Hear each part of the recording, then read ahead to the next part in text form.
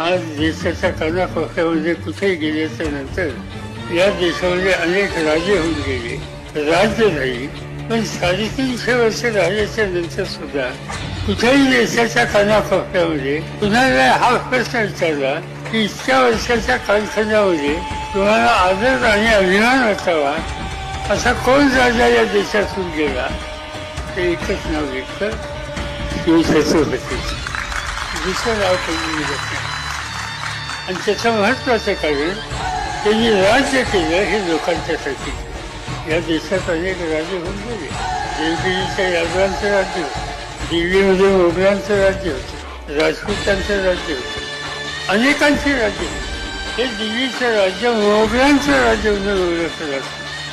देवगिरीचं राज्य यादवांचं राज्य म्हणून ओळखलं जातं. शिवाजी महाराजांचं राज्य भोसल्यांचं राज्य म्हणून कधी ओळखलं